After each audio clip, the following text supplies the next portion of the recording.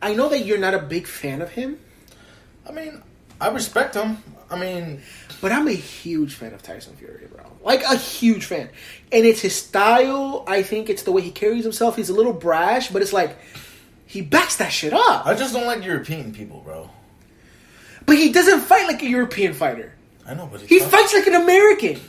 But he talks like a Brit because he's. They talk the best shit. It's the accent. They're quick. They're witty. Cheeky. He's fucking cheeky as hell.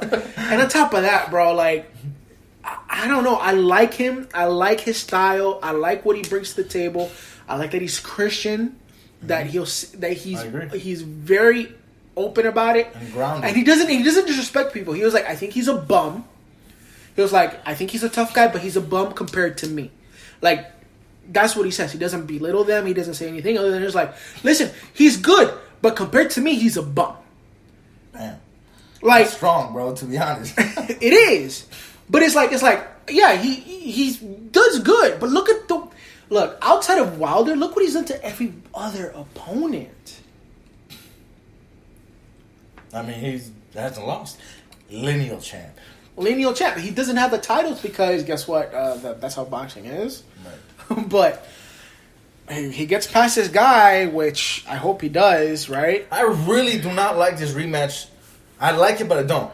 I really wanted to see Tyson Fury fight his European fellow, bro, of Anthony Joshua. That's the fight. I want to see Joshua lose twice in a row, get him out of the conversation of being a good fighter, and then Tyson Fury and Andy Ruiz. Is it me or Anthony Joshua looks a little scared ahead of the Andy Ruiz fight? Like I was looking at the stare off, and it was like he's facing demons looking at Andy Ruiz. Andy Ruiz goes like, I got one on you, and I can do this again. It's the mental advantage that is so key in boxing because he lost the fight. Yeah. He's going in to see the person that he lost to, not in a whatever way by points. This man got knocked down 4 times, bro. And then eventually the ref stopped the fight. And what I like about Andy Ruiz, he goes, well, I have to stay the same. So he's isolating himself for a training camp, not doing any media after all this crap to focus. And to me, a Mexican fighter that's super focused. I mean, this guy has the pedigree. I've been said it. I know you have. Since Olympics. He was his boxing style as a heavyweight to be a short heavyweight. Bro, it's Cuban, bro. It is. It's the Cuban hands with the Mexican chin, bro, which is probably one of the most dangerous combinations you can. Bro, he's so fluid, bro. Like, he throws hooks, like, after the other, and it's, like, fluidity, bro. It's just water, like, he's bro. been doing it since he was 4. I mean, it's... I love watching him fight. Another big fight, bro, that's coming at the end of this month, which I'm very excited about, is Sean Porter against Errol Spence. Unfortunately, it's not going to be here in Cowboy Stadium, Jerry World, but it will be in New York as well. That's a good fight. Bro. I mean, I'll be honest with you. I probably won't watch it, but it's gonna be. I'll catch it. I'll catch it on the replay. That's a really good fight. Yeah. Errol Spence said that Sean Porter can't even sell out his family barbecue, bro. And when he said that to Sean Porter while he was interviewing him on the night of Canelo, you should have seen Sean Porter's face, how off guard he was caught by that comment because they're both boys. Were boys. And how upset he got. I've never seen that man shook like that because, number one, he was under contract because he was commentating for Fox that night. So you can't talk trash back. You got to, he was working. He got put on the spot bad. This is why I like, for as much as he's not a trash fighter compared to me, but, like, he's a trash fighter compared to the elite.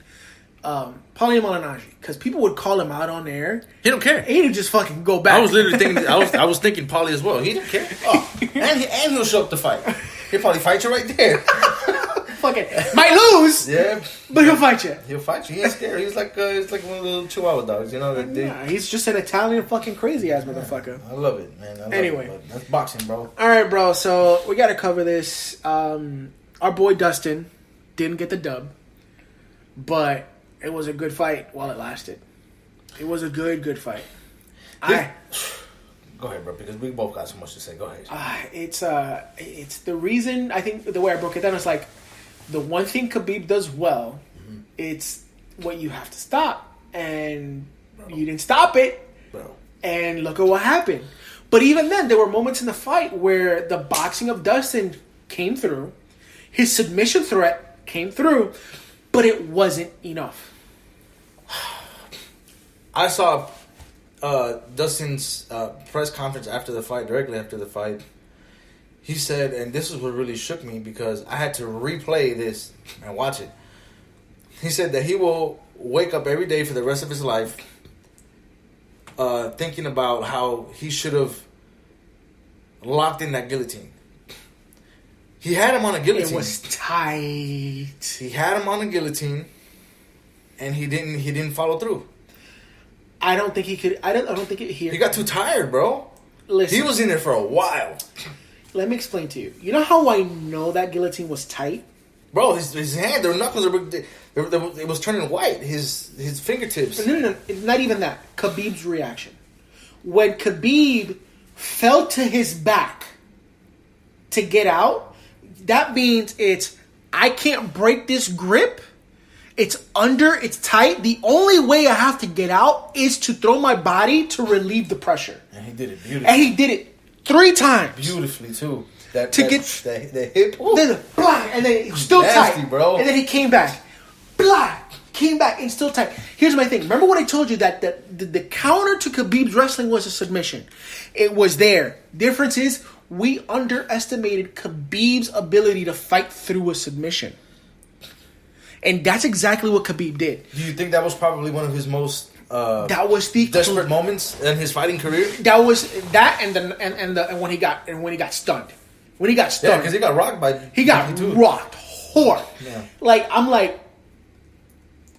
I told you, Dustin was going to get taken down. Didn't I say that, right? I said his chances are in transitions. And it's going to be the transitions between the takedown and the submission. And that's Dustin's opportunity. And Dustin took advantage. But the fact of the matter is it just wasn't enough to beat Khabib. Couldn't close. And it just wasn't enough. And I don't think it was anything wrong that Dustin did. I think Dustin had the right game plan. To me, it's how good was Khabib to be aware of like, fuck, I'm here. I know how to get out.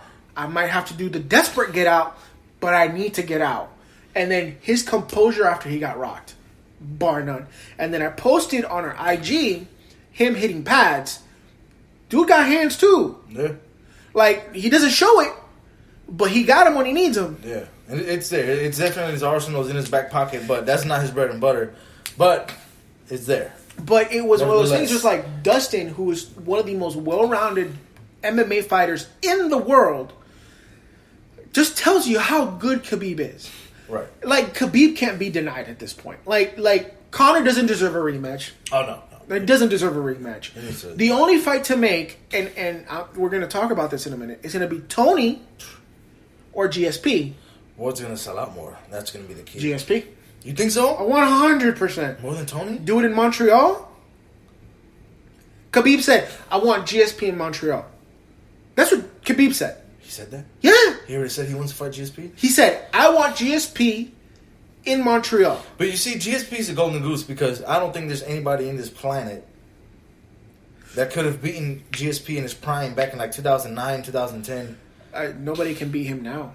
I don't think. Maybe Khabib, but I think as an overall MMA fighter, he is the best ground, stand-up, kick, submission, everywhere, everything, bro. Jiu-jitsu, everything, everywhere. Khabib possibly has that, but he needs to beat a GSP. He needs to beat somebody that has that mantle. Yes. And that's the unknown because he's never had to pull those things out of his back pocket. But GSP has been in every situation imaginable and has shown every single aspect of his fighting game. From knockouts to submissions to winning by decision. Yes, I agree. I think that Khabib has a lot of pull right now. He got momentum like crazy. He does. The avalanche coming down. Yes, that Russian avalanche that's coming down. Jeez. But let's be real. Right? GSP has, like The Rock says, I've done it all. He's done it all, right? And GSP can say, maybe, or I don't want to. You know, like right now, GSP can do whatever the hell he wants. And that's why I text you that because That's what I understood from the text you sent me. That's why I was like, so who has control here? The guy that's on fire, or the guy that's done the guy that holds the flame? The guy that holds the flame. That's what. Remember what I said last week, that if Khabib loses, he goes to the back of the line, right? That still holds true, in my opinion. I don't care how big he is in Russia. I don't care how big he is in the Middle East, right? Where the money gets played and where the money gets bet is here in the States. That fight will be crazy in Montreal, bro. Bro, do you know how much Canadians love him, bro? Bro. Look, especially the French Canadians. If they do it in New York, Montreal, or Quebec. Oh. Yeah, bro, it's going to be... Like, I guarantee you Drake will be there.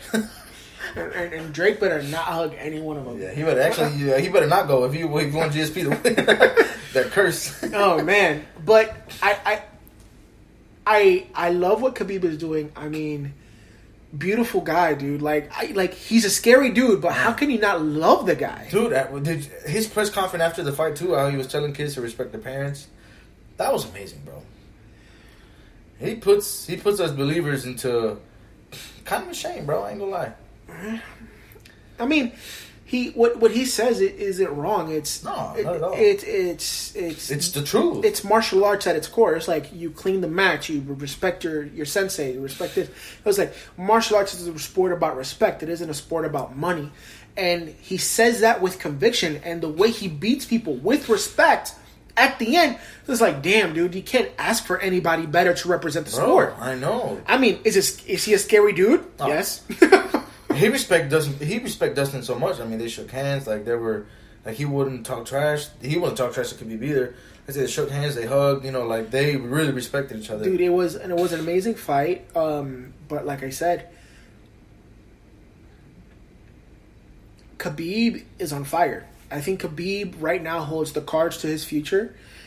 If I was him, if I was his team, they're talking about, at least according to his manager, they want GSP, right?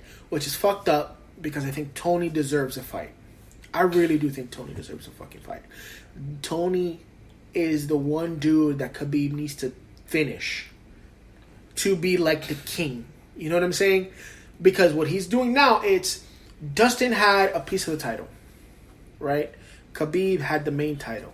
But the other piece is still held by the man, El Cucuy. He needs to unite He drinks blood in a cup. He needs to unite that title to be complete. And then he could go fight a GSP or whoever he wants, move up in weight class. Because to me, it's the only... It's right for the sport. It's right for the thing. Will it happen? I don't know. Dana White, the UFC, you can never predict with these guys, man. That makes me question. How about Tony and GSP? That's a crazy fight too. I don't think GSP can handle the pressure. I think he could. Yeah. See, in my mind, how old is GSP? GSP. He's at least 40 something. No. How old is he?